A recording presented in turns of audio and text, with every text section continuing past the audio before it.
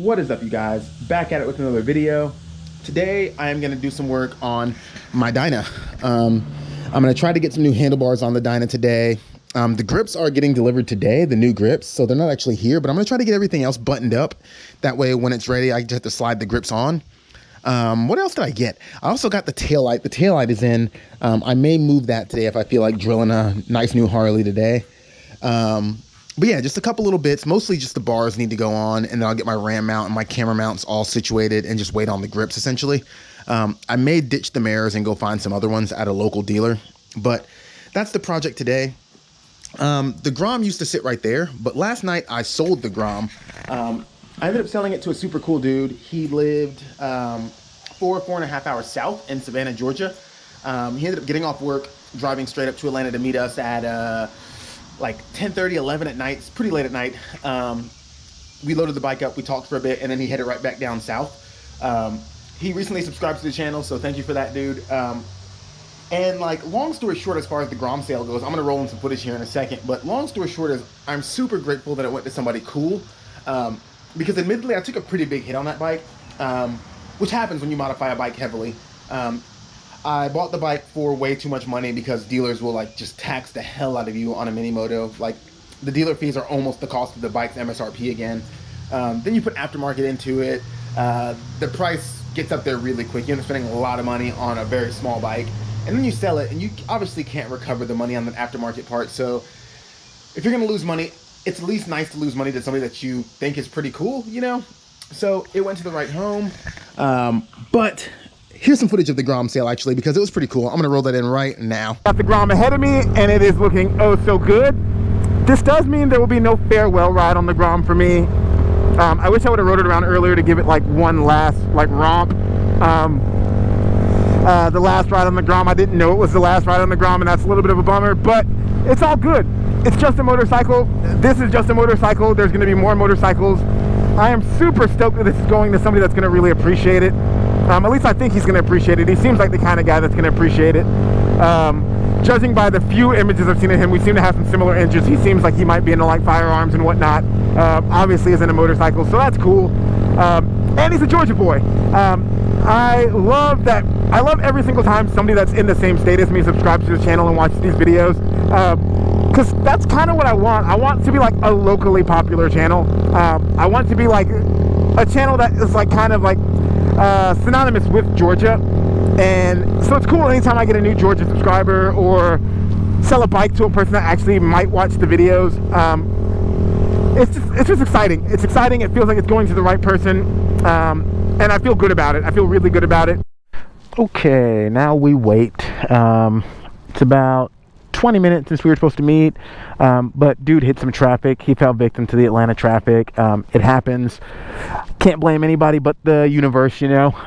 It looks like he's going to be another 20 minutes, so it'll be like a little 40-minute parking lot hang, but we're going to grab some ice cream, maybe some juice. Those are my two preferred snacks. We're going to grab a little something. There's a lady just throwing water here. Yeah, she wildin'.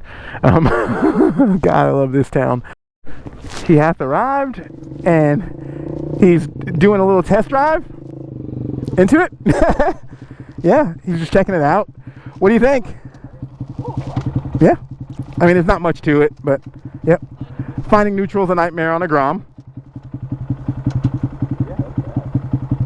Yep, they're like all Groms are like really notorious for it. When you had that like that horizontal line, that was probably neutral. It'll do that all the time. It'll trick itself up. There you go. Yeah. Yeah, kill switch there or key. Okay. But yeah, that's it. You're on camera right now. Hopefully that's cool. Yeah. I guess we're gonna try to get it in your truck, huh? I got you stuff actually. Hold on. Okay. Yeah, this thing probably won't see the street for at least a couple weeks. You gotta get really comfortable on the dirt road. I brought you stickers. Oh, sweet. Ram mount. Awesome. And I got you a shirt. So you have all the stuff. And a title that I already signed. So yeah, I'll give you that. Gotta go pay the piper his taxes tomorrow. Yeah, right. Okay. So back at it with the Dyna today. First step, I already took my ram mount off. I'm gonna get this triple tree taken apart, this top clamp rather, and get the bars just out of the way. The new bars don't require the riser, so I'm gonna have to undo all of this here. So I'm gonna get this out, tuck it up there, lay it on a towel or something, and then get the risers out. I've got new upgraded bushings, so I'm gonna get the bushings in, and then I'm gonna run the bar in. Like I said, the bars don't require any risers, so I'm gonna get all this taken apart, get the bars in, and then I'll start moving the controls over slowly. That's my plan. I've never actually worked on a Harley, besides lending a hand on some friend stuff, but this is gonna be my first hands-on alone work on a Harley whatsoever, but it seems like it's the same as any other motorcycle, so I'm gonna get on into it. Top clamp is taken off. There's some wires ran internally, so initial plan won't super work, but we're still gonna get these guys out, get the new bar on, and then just slowly but surely start trying to move all this stuff over. I'm glad, looks like I won't have to like touch the brake line really. I can move the entire assembly, which should make this fairly easy. Here's the top clamp, just taken off. Here's the upgraded little bushings.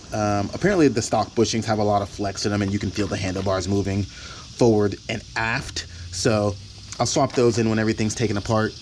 And this is the new bar. This is the TC Bros Tyson bar, obviously in silver, kind of a T-bar style. It should be pretty good. I'm way more into this than like the buckhorn bars that are on there, so we should be good to go. Let's keep going and get this all put together. New bushings are in and bars are snugged up. The new bushings were actually a lot nicer, as you might imagine, since they're aftermarket. But if you look at that image there, can you see that? The little sleeve is attached. See that there? Versus being like a free floating cylinder like in the old ones.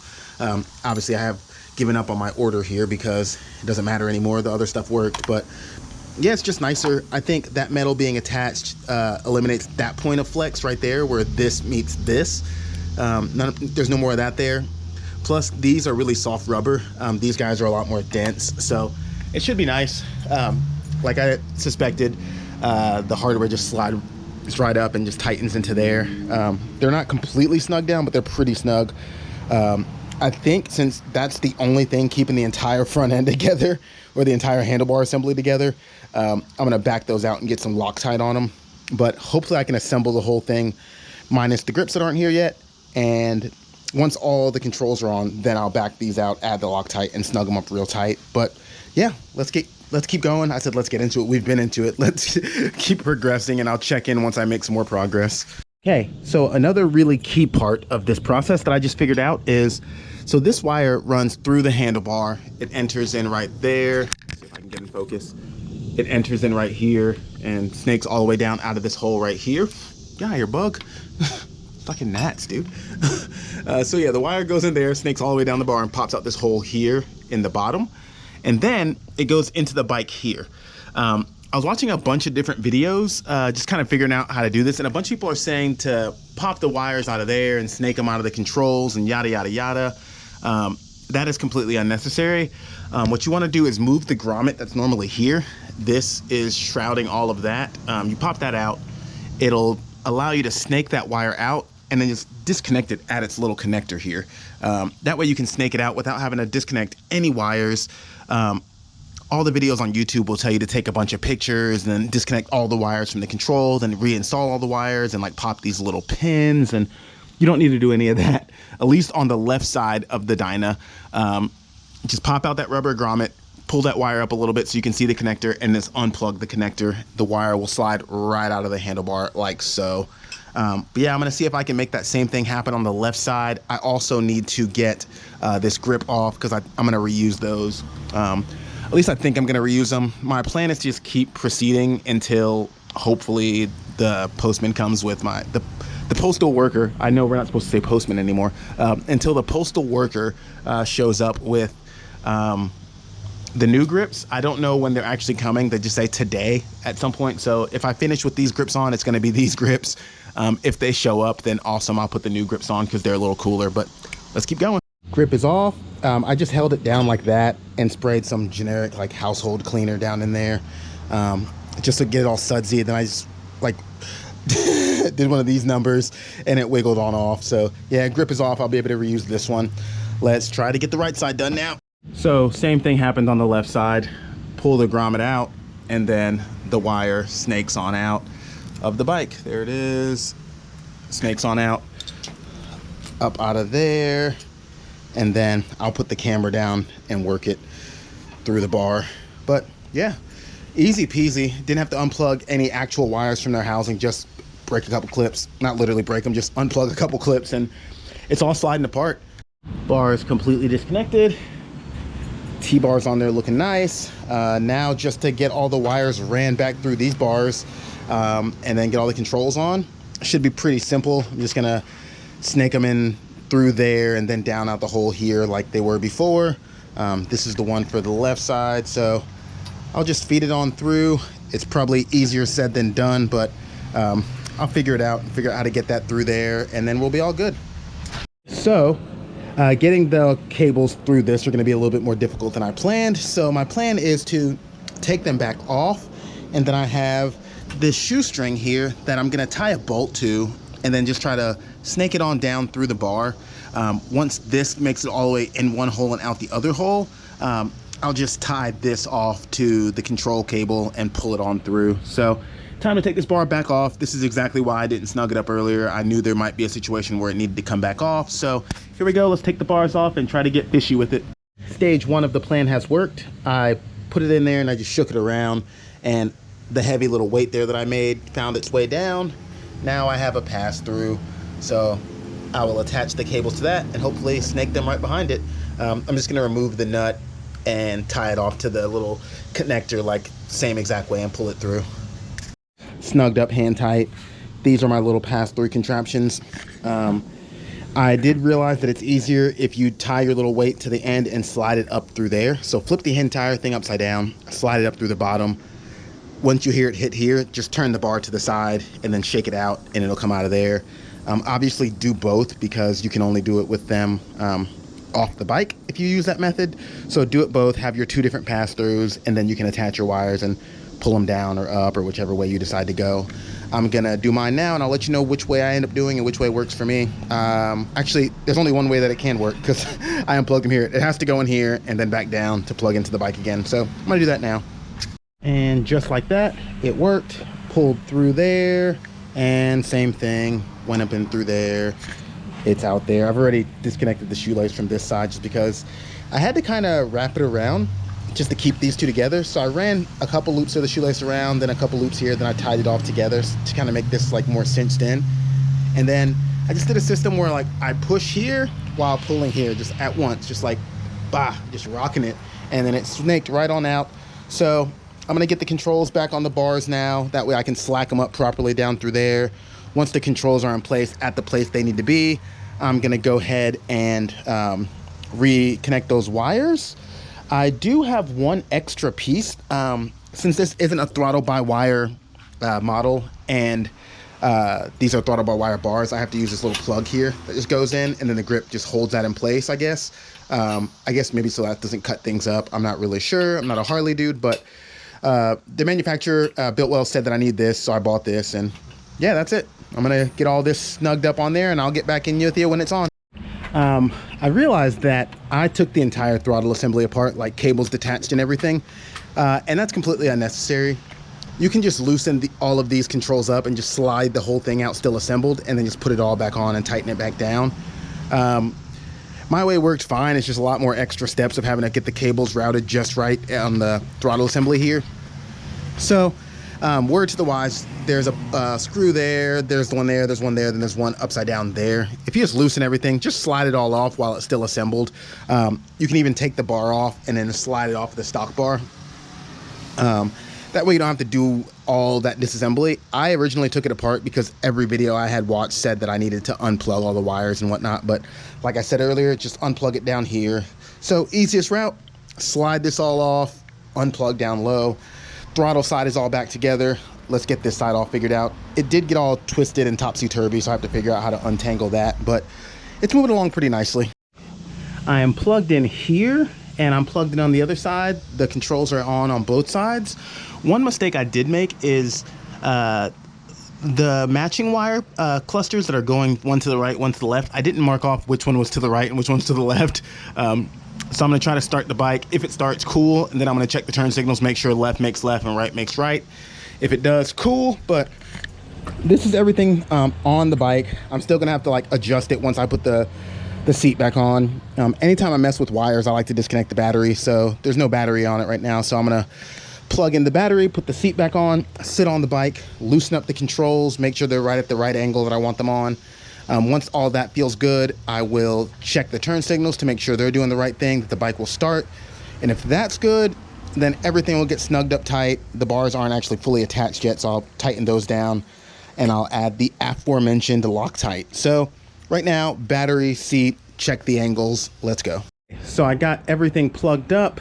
I got the angles pretty good. I need to rock them up a little bit because these turn signals are aimed downward. So I need to rock the units back a little bit just to get those back aimed straight ahead.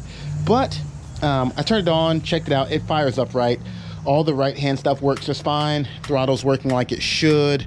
Turn signal works, ignition started obviously, but this side, I obviously tightened something down too much or not enough because these buttons don't work. So I need to loosen this all up and get that all functioning again. Aim these down and then I should be good. She is all buttoned up, positioned how I want it. Everything works now. And I gave her a quick like rinse off just because it was all dirty and had grubby fingerprints all over it. I park in this carport here most days. So all kinds of, you know, dust and shit get all over it, but nice little cleanup. Bars are looking good. Let's see if we can get you a good frontal view of it. Okay. So again, this is the Tyson 12-inch by Biltwell. Everything else is just the factory stuff made to work. And if I have to drive any point home for this install, you do not have to take these things completely apart. Just loosen them and slide them off, because assembling them properly back in the right way is kind of a nightmare compared to the metric stuff or even like the British stuff I've worked on. It's just really finicky. They have to be on there just right or else these switches will lock up. This one was especially tricky. This one is pretty routine, just a twin cable system. So this went on quick. This took a bunch of like finesse essentially to make it work. But they're on there. The height is great. The height is the same height as the buckhorn bars that were already on there. So no real difference, just like kind of an aesthetic thing. And instead of my hands being like this, they're more like this, which just feels more commanding, feels more aggressive. I like it. But yeah, that is it for this one. Just a quick little update, kind of showing you what I got going on, working on this Dyna, getting the Grom gun. If you enjoyed this video, please go ahead and hit thumbs up. And if you haven't yet, go ahead and hit subscribe. If you need anything whatsoever, have any questions about this particular install, you're doing it yourself and something isn't quite lining up right, chances are I made the same mistake too. So just leave a comment below. I'll try to make sure I answer every comment that drops on these install videos, just to make sure as a community we're all helping each other out. But last but not least, just go out and have a really good day. Ride your motorcycle if you have one, and I will see you on the next one. Peace.